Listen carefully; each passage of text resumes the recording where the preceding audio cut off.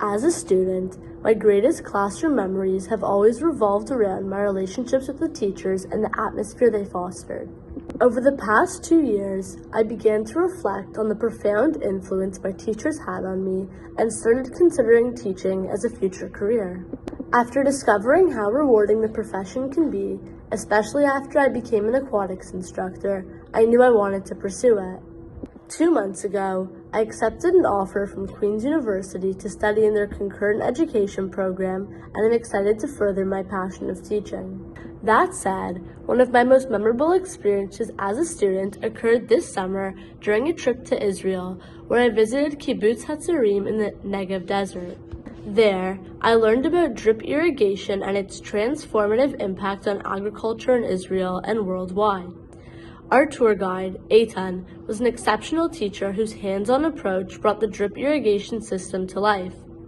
He first took us to the factory, where he showed us the construction of the polyethanol drip irrigation tubes, lightweight yet sturdy, with small, evenly spaced emitters designed to resist the clogging from the desert sand.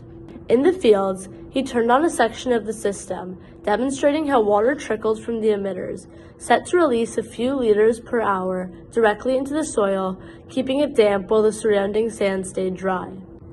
As we boarded the bus headed towards the southern city of Eilat, I reflected on my grade 9 geography class, where we studied drought and its threat to agriculture on the Canadian prairies, with a focus on case studies of drought plaguing Alberta and the interior of British Columbia.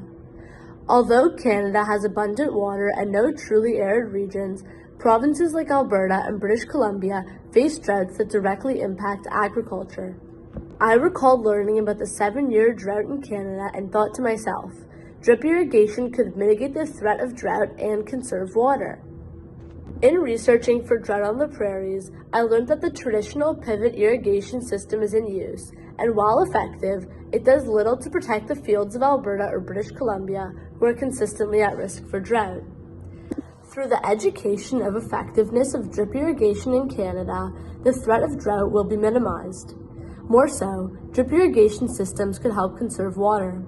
By adopting this technology, Alberta could turn the challenge of drought into an opportunity for sustainable, bountiful agriculture. The only way the importance of drip irrigation can be expressed to our agricultural communities is through education that I had on Kibbutz Hatzerim, who miraculously turned desert fields into lush vegetation.